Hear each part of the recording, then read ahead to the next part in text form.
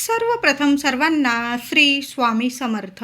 स्वामी महाराजांच्या कृपेने तुमच्या सर्व चांगल्या इच्छा पूर्ण होत ही स्वामींचरणी प्रार्थना करते आणि आजच्या व्हिडिओला सुरुवात करते. या वर्षीची वटपौर्णिमा 29 जून 2026 सोमवार दिवशी आलेली आहे. तर वटपौर्णिमेचा उपवास कसा करावा, कोणत्या शुभ रंगाच्या साड्या परिधान कराव्या, त्याचबरोबर कोणत्या शुभ मुहूर्तावर वडाची पूजा करावी, फांदीची पूजा करणे योग्य की वडाची झाडाची पूजा करणं योग्य, गर्भवती महिला असतील त्यांनी काय करावं करू नये, वडाच्या झाडाखाली जाऊन पूजा करावी की नाही, उपवास कसा करावा, उपवास कधी सोडावा, संपूर्ण माहिती वटपौर्णिमेबद्दल संपूर्ण माहिती आजच्या व्हिडिओमधून जाणून घेणार आहोत. म्हणून व्हिडिओ शेवटपर्यंत बघा. चॅनलवर नवीन असाल कृपया आपल्या चॅनलला नक्की सबस्क्राईब करा. तर यंदाची वटपौर्णिमा 29 जून 2026 सोमवार दिवशी आलेली आहे. आता बऱ्याच महिलांना प्रश्न पडलेला असेल की सोमवारी वटपौर्णिमा आल्याने आपण डोक्यावरून आंघोळ करावी का, डोकं धुवावं का.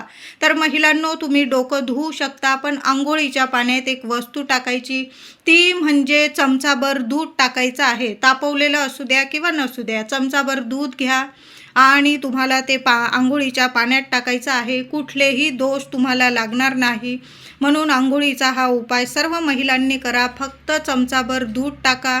बघा, कुठलेही दोष तुम्हाला लागणार नाही. पौर्णिमा आहे, तुमचा चंद्र मजबूत होईल आणि एकदा का चंद्र मजबूत झाला की मग आपलं मनसुद्धा शांत राहतं, प्रसन्न राहतं.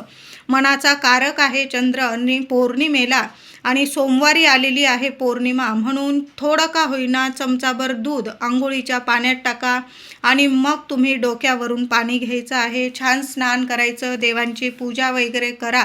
प्रथम देवघरात देवांची पूजा करा आणि मगच आपल्याला वडाच्या झाडाची पूजा करायची आहे. आता बऱ्याच महिलांना वडाच्या झाडाखाली जाऊन पूजा करता येत नाही. मग बऱ्याच ठिकाणी फांदीची पूजा केली जाते. तर महिलांनो, तुम्ही फांदीची पूजा करू शकता. तुम्ही बाजारातून विकत फांदी आणू शकता आणि त्याची सुद्धा पूजा करू शकता. आता नाहीच जमलं झाडाखाली जाणं, मग काय पूजा थांबवायची का, तर अजिबात नाही. तुम्ही फांदी विकत आणलेली असेल, चुकून सुद्धा फांद्या तुम्ही तोडू नका. विकत तुम्ही पैसे देऊन फांदी आणू शकता आणि ती फांदी कुठं लावायची, तर एखादं माती असेल, एखाद्या कुंडीत मातीत ती लावून द्यायची फांदी आणि मग झाडाची पूजा करतो आहे अशा मनाने आपण त्या फांदीची पूजा करायची आहे. म्हणजे कुठलेही दोष तुम्हाला लागणार नाही की तुम्ही फांदीची पूजा करत आहात. ज्यांना जमत असेल त्यांनी अवश्य झाडाखाली जाऊनच पूजा करायची आहे. अगदी नाही जमलं तर म्हणते की तुम्ही फांदीची पूजा करू शकता. आता गर्भवती महिला असतील तर त्यांनी यावर्षी तुम्ही उपवास वगैरे नाही केला, लांबून वडाच्या झाडाला नमस्कार करून घ्यायचा आहे. कारण तुमच्या गर्भात मुलगा आहे किंवा मुलगी तुम्हाला माहीत नाही. मग तुम्ही वडाला फेऱ्या मारत आहात तर तुमची मुलगीसुद्धा तुमच्या पोटात गर्भात जे बाळ वाढत आहे ते आपल्याला माहीत नसतं की कन्यारत्न आहे की मुलगा आहे. मग तुम्ही जेव्हा झाडाला फेऱ्या माराल, झाडाची पूजा कराल, तर त्या कन्येकडून सुद्धा पूजा होत आहे. असं करू नका. तुम्ही फक्त लांबून वडाच्या झाडाला नमस्कार करायचा आहे. जे पण नेलेलं असेल वडाच्या झाडाखाली नुसतं ठेवून द्या, फक्त प्रदक्षिणा घालू नका. वडाला हळदी कुंकू फुलं अक्षता वाहून पूजा करू शकता तुम्ही. फक्त वडाच्या झाडाखाली गेल्यानंतर कुणी तुमच्या ओटीत काही दिलं तर घेऊ नका आणि तुम्ही पण कुणाची ओटी भरण्याची चूक करू नका.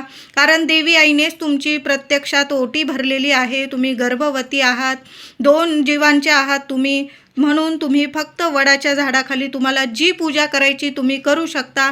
फक्त प्रदक्षिणा घालण्याची चूक करू नका आणि तुम्ही कोणाकडनं ओटी घेऊ पण नका आणि कुणाची ओटी भरू पण नका.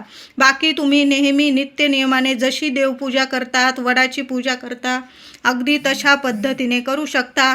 उपवास नाही केला तुम्ही तरीही चालेल. फक्त वडाला नमस्कार करून या. त्यानंतर तुम्ही जेवलात वगैरे, तुम्ही जे जेवण केलेलं असेल तो नैवेद्य दाखवा देवांना आणि मग तुम्ही उपवास सोडू शकता.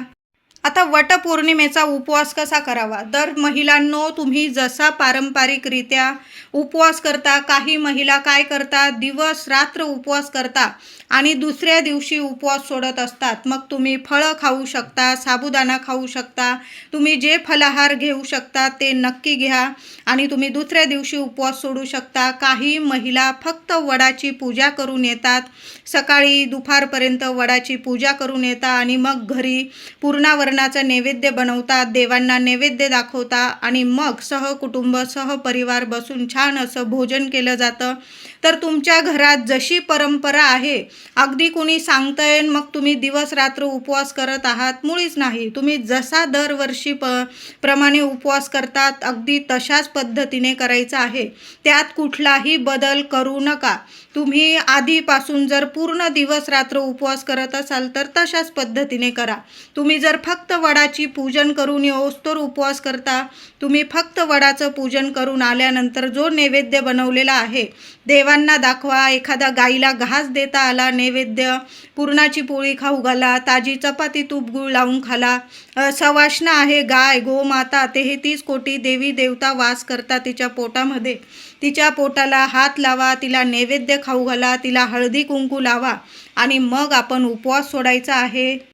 वटपौर्णिमा म्हणजे बघा, सावित्रीने आपल्या पतीचे प्राण परत मिळवण्याकरता यमराजाला भक्तीने संतुष्ट केले व आपल्या पतीचे प्राण परत मिळवले. ज्या वृक्षाखाली तो पुन्हा जिवंत झाला ते झाड होते वडाचे. त्यावेळी सावित्रीने वडाच्या झाडाची मनोभावे पूजा केली.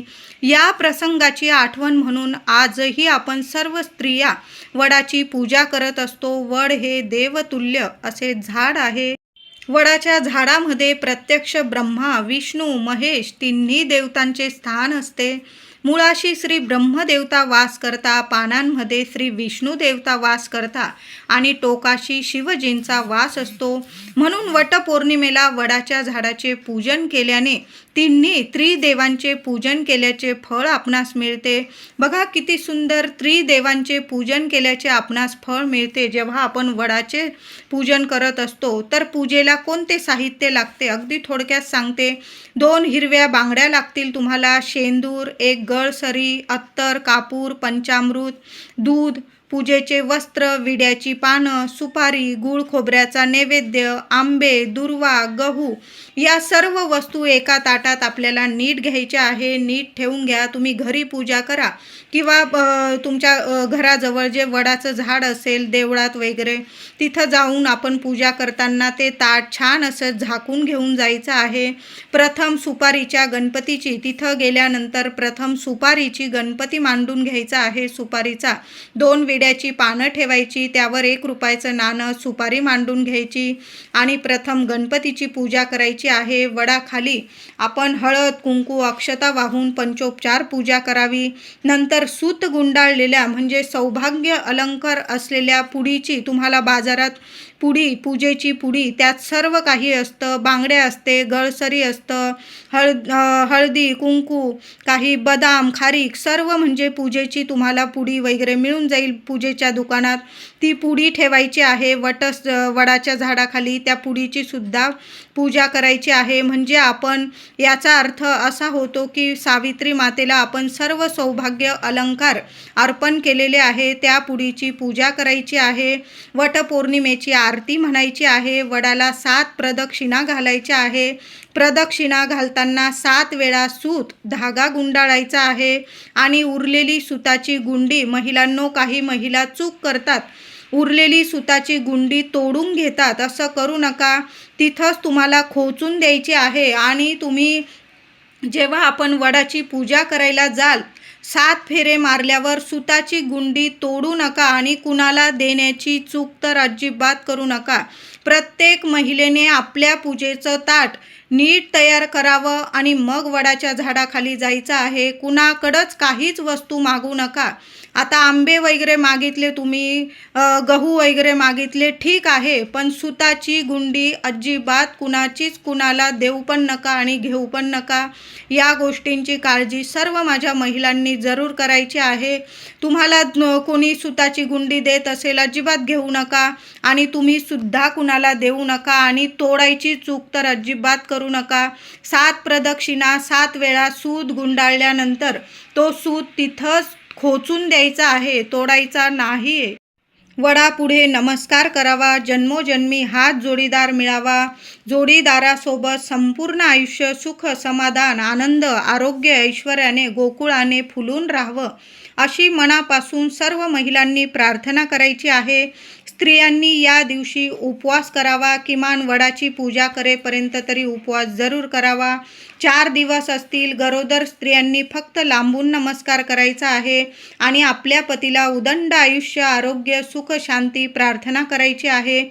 पूजा तुम्ही करू नका. गरोदर महिलांनी उपवास करू नये. फक्त हात जोडून प्रार्थना करा. तुम्ही हळदी कुंकू वाहू शकता. मी तुम्हाला सांगितलं गरोदर महिलांनी कशा पद्धतीने पूजा करायची. अगदी साध्या सोप्या पद्धतीने मनोभावे आपल्याला वडाच्या झाडाची पूजा करायची आहे वटपौर्णिमेला. तर वटपौर्णिमेला कोणत्या शुभ मुहूर्तावर आपण वडाची पूजा करायची आहे?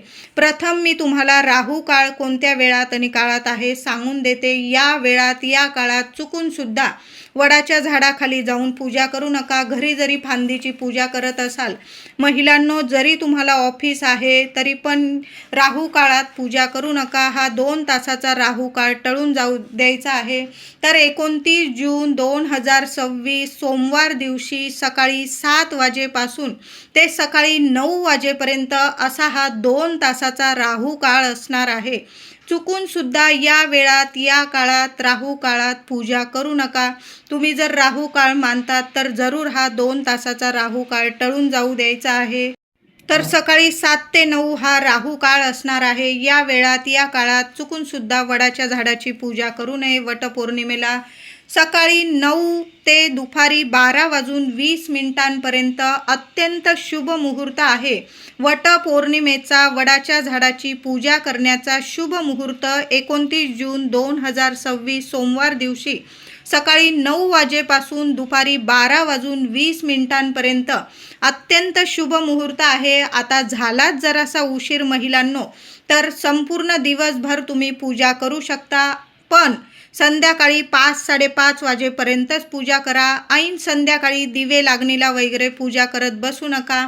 थोडा उशीर झाला माझ्या महिलांना, लहान लेकरं, घर वगैरे सांभाळून काही गोष्टींना होत असेल तुम्हाला उशीर, तरी पण संध्याकाळी 5 वाजेपर्यंत आपण पूजा करून घ्यायची आहे. फक्त सकाळी 7 ते 9 हा राहू काळ टळून जाऊ द्या. बाकी संपूर्ण दिवस हा वटपौर्णिमेचा शुभच आहे. तुम्ही केव्हाही दिवसभरात पूजा करू शकता. अत्यंत शुभ मुहूर्तात पूजा करायची असेल तुम्हाला तर सकाळी 9 वाजेपासून दुपारी 12:20 हा अत्यंत वटपौर्णिमेचा शुभ मुहूर्त आहे. काही कारणास्तव झालाच तुम्हाला उशीर तर मग संध्याकाळी 5 वाजेपर्यंत या शुभ मुहूर्तावर तुम्ही पूजा करू शकता. आणि जास्त वेळ करू नका, म्हणजे दिवे लागणीला वगैरे कुठल्याच झाडाला हात लावू नये आणि वडाच्या झाडाला तर मुळीच हात लावू नये. म्हणून तुम्ही संध्याकाळी 5-5:30 वाजेपर्यंत पूजा करू शकता. आता वटपौर्णिमेला कोणत्या शुभ रंगाच्या साड्या घालाव्या? तर स्त्रियांनी वटपौर्णिमेला हिरव्या रंगाची साडी परिधान करा. सुख सौभाग्याचे प्रतीक आहे हिरवा रंग. हिरवा रंग हा देवी आईचा आवडता बहरलेला शुभ रंग आहे, म्हणून या दिवशी हिरवा रंग परिधान करा. त्याचबरोबर लाल, पिवळा, हळदी कुंकवाचा रंग आहे. प्रत्यक्ष माता लक्ष्मी, श्रीहरी विष्णू, गणपती बाप्पांचा प्रिय रंग आहे, म्हणून हळदी कुंकवाचा रंग परिधान करा. लाल, पिवळा, तुम्ही ऑरेंज रंग, केशरी रंग परिधान करू शकता. उगवत्या सूर्यासारखा तेजस्वी रंग आहे. या दिवशी आवर्जून ऑरेंज रंग परिधान करू शकता. गुलाबी, जांभळा हाही रंग प्रेमाचे प्रतीक आहे, म्हणून हा रंग तुम्ही परिधान करू शकता. त्याचबरोबर मोरपिशी, निळा, जांभळा तुम्ही या रंगाचे वस्त्र नेसून परिधान करून साड्या वडाची पूजा करू शकता. चुकून सुद्धा काळा रंग असेल, संपूर्ण पांढरा असेल किंवा साडीला काळ्या रंगाची बॉर्डर असेल, तुम्ही जर मानतात महिलांनो डार्क निळ्या रंगाचा जो काळपट दिसत असेल अशा साड्या चुकून सुद्धा परिधान करू नका. तुम्ही जर मानतात या गोष्टी तर आवर्जून माना. छान छान रंग असतात. वर्षातून एकदाच आपण हा सुख सौभाग्याचा सण साजरा करतो. जशी हरतालिका साजरी करतो तसंच आपण वटपौर्णिमेचा सण सुद्धा मोठ्या उत्साहात साजरा करतो. मग हा सण आपण छान रंगाच्या साड्या नेसून जर साजरा केला तर मनाला पण आनंद मिळतो आणि जी पूजा करतो आपण त्याचं संपूर्ण फळ आपल्या पदरात मिळत असतं. त्याचबरोबर बांगड्या घालताना हिरव्या चांगल्या नवीन बांगड्या भरल्या तुम्ही महिलांनो तर अतिशय उत्तम. 4 दिवसात घातलेल्या सुतकात वगैरे घातलेल्या बांगड्या असतील काढून टाका. नवीन हिरव्या रंगाच्या बांगड्या भरायच्या आहे आणि जिथं तुम्ही पूजा करायला जाल तिथं एक महिला मिळो, सवाशीण स्त्री, तिची तुम्ही ओटी भरू शकता. खणा नारळाची भरा किंवा फक्त आंबा, गहू, एखाद्या वडाच्या पानावर, वडाचं पान नाही भेटलं रुमालात वगैरे सुद्धा तुम्ही पानं तोडायची नाही, आपल्याला गळून पडलेली असेल ते तुम्ही घेतलं तर चालेल किंवा एखाद्या कागदात वगैरे सुद्धा तुम्ही ओटी देऊ शकता. आंबा, गहू अशा पद्धतीने एखाद्या सवाशीण स्त्रीची ओटी आवर्जून भरा. तुम्ही जशा पद्धतीने दरवर्षी वटपौर्णिमा साजरी करतात ना, अगदी तशाच पद्धतीने साजरी करायची आहे. महिलांनी वडाची पूजा करण्या अगोदर महिलांनो देवघरात देवांची पूजा करा, अभिषेक करा देवांना. छान अशी पूजा करून देवी आईला, तुमची कुलदेवी असेल माता लक्ष्मी, तिला हळदी कुंकू अर्पण करायचं आहे. एक आंब्याची ओटी प्रथम आपल्या देवघरात आपल्या कुलदेवी समोर माता लक्ष्मी समोर अर्पण करायची आहे. हळदी कुंकू फुलं अक्षता वाहून पंचोपचार देवी आईची प्रथम पूजा करा. एक अखंड दिवा आपल्या देवघरात चालू ठेवायचा आहे. त्याचबरोबर दुसरी ओटी म्हणजे ती आपल्या तुळशी मातेची भरायची आहे. तुळशीजवळ सुद्धा एखाद्या वाटीत थोडेसे मुठभर गहू घ्या, एक आंबा ठेवा, हळदी कुंकू फुलं अक्षता वाहून तुळशीची पूजा करा. ती ओटी अर्पण करायची आहे. छान अशी तयारी करा, जेवढं छान सजता येईल तुम्हाला. बघा वर्षातले हे 2 दिवस असतात, आपण छान असं साज शृंगार करत असतो. छान साज शृंगार करा, नथ घाला, चांगल्या छान रंगाची शुभ रंगाची साडी घाला, बांगड्या घाला. जेवढं साज शृंगार करता येईल छान तयार होऊन अगदी शांततेत आपल्याला वडाच्या झाडाची पूजा करायला जायचं आहे. पण प्रथम आपल्या देवी आईची देवघरात ओटी भरा, आपल्या तुळशी मातेची ओटी भरा. नंतर ते आंबे तुम्ही प्रसाद स्वरूप खाऊ शकता, लेकरांना देऊ शकता. जे तुळशीत किंवा देवघरात जे गहू ठेवलेले असतील ते तुम्ही तुमच्या डब्यात सुद्धा टाकू शकता. अशा पद्धतीने आपल्याला वडाच्या झाडाची छान पूजा करायची आहे. देवघरात एक दिवा चालूच ठेवायचा आहे. वटपौर्णिमेला गाय दिसली तर गाईला नैवेद्य जरूर खाऊ घाला. नाहीच काही मिळालं तर मूठभर गहू तरी तिला आवर्जून खाऊ घाला. यामुळे पतिदेव मुलांवर कुठलंच संकट कधीच फिरकणार नाही. म्हणून गोमातेची सेवा आवर्जून करायची आहे महिलांनो. वटपौर्णिमेची थोडक्यात कथा सांगते. सावित्रीने सत्यवानाबरोबर विवाह केला. सत्यवानाला 1 वर्षाच्या अंती मृत्यू येणार असे नारद मुनींनी तिला सांगितले होते. नारदाने सांगितलेल्या दिवसाच्या पूर्व 3 दिवस तिने उपवास सुरू केले. तो लाकडे फुले फळे आणण्याकरता अरण्यात गेला असता सावित्री त्याच्या बरोबर गेली. ते वनातील शोभा पाहत पाहत चालले होते, पण सावित्रीचे मन मात्र जागेवर नव्हते. सत्यवानाने सर्व फळे गोळा केली. वाळलेली लाकडे तोडण्यासाठी तो झाडावर चढला. नंतर त्याला चक्कर यायला लागली व तो घाबरला. डोळ्यापुढे अंधार वाढू लागला. सावित्री पतीला म्हणाली, नाथ, आपण थोडा वेळ विश्रांती घ्या, म्हणजे आपणास बरे वाटेल. सत्यवान सावित्रीच्या मांडीवर डोके ठेवून झोपला. इतक्यात तिला समोरून एक दिव्य पुरुष येताना दिसला. क्षणात त्याने आपले मृत्यूपाश सत्यवानाचे प्राणहरण करण्याकरिता टाकले. हे पाहून सावित्रीने त्या दिव्य पुरुषाच्या चरणावर मस्तक ठेवले.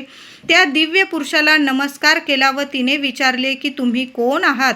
तेव्हा तो पुरुष म्हणाला, मी प्राणहरण करणारा यमराज आहे. हे ऐकून सावित्री त्याच्या पाठोपाठ जाऊ लागली. हे पाहून यमराज म्हणाले, सावित्री, तू पतिव्रता आहेस, तू धार्मिक आहेस, तुझ्या पतिसेवेवर मी प्रसन्न आहे. तेव्हा जो पाहिजे तो वर माग. तेव्हा तिने आपल्या पतीचे प्राण परत यावे असा वर मागितला व चमत्कार झाला व सत्यवान पुन्हा जिवंत झाला. सावित्रीची पतीवर किती निष्ठा आहे याची ही परीक्षा होती. यंदाची वटपौर्णिमा सोमवारी आल्याने माता पार्वती, माता लक्ष्मीला प्रसन्न करणारे शुभ रंगाचे कपडे, शुभ रंगाच्या साड्या नेसून आपण वडाची पूजा करायची आहे महिलांनो. आवर्जून शुभ रंगाच्या साड्या नक्की परिधान करा. बघा, तुम्ही हिरव्या रंगाची साडी नेसू शकता, लाल, पिवळा, ऑरेंज, सोनेरी, निळा, जांभळा, गुलाबी असे निळा या रंगाच्या आवर्जून साड्या घाला. हे रंग माता लक्ष्मीला, माता पार्वतीला खूप प्रसन्न करतात आणि आपण जे पण व्रत करतो, उपवास करतो त्याचं संपूर्ण फळ आपल्याला मिळतं. चुकूनसुद्धा काळ्या रंगाची किंवा डार्क निळा जो काळ्यासारखा दिसतो तो कलर परिधान करू नका. पांढरा रंग असेल, फाटलेले, तुटलेले, मळलेले वगैरे 4 दिवसात घातलेल्या साड्या असतील, सुतकात वगैरे अशा साड्या चुकूनसुद्धा बिलकुल नेसू नका. या दिवशी तुम्ही मानतात या गोष्टी तर आवर्जून माना. आणि हातात हिरव्या रंगाच्या काचेच्या बांगड्या थोड्या का होईना आवर्जून घाला. आधीच्या बांगड्या असतील 4 दिवसात घातलेल्या, सुतकात वगैरे घातलेल्या, तुम्ही कुठं गेलेल्या असाल सुतकात वगैरे, तर अशा बांगड्या काढून टाकायच्या आहे आणि नवीन थोड्या का होईना काचेच्या बांगड्या हातात जरूर घाला. हिरवा रंग सुख सौभाग्याचं आणि शुभतेचे प्रतीक आहे. बहरलेला हा शुभ रंग आहे, म्हणून हिरवा रंग या दिवशी जेवढा परिधान करता येईल ना आवर्जून परिधान करा. बघा, लक्ष्मीनारायणांची तर कृपा होईलच, पण शिव पार्वती इतके प्रसन्न होतील तुमच्यावर की तुम्ही जे मागाल ना ते या दिवशी तुमच्या सर्व मनोकामना, मनातील इच्छा जरूर पूर्ण होतील. माता पार्वती तुमच्यावर इतकी प्रसन्न होईल की काही मागायलाच उरणार नाही. सुख, सौभाग्य, मुलांची प्रगती या दिवशी तुमच्या सर्व इच्छा पूर्ण होणार आहे. म्हणून आवर्जून हे शुभ रंग परिधान करायचे आहे. व्हिडिओ आवडला असेल तुम्हाला तर लाईक करा, शेअर करा, चॅनलला नक्की सबस्क्राईब करा.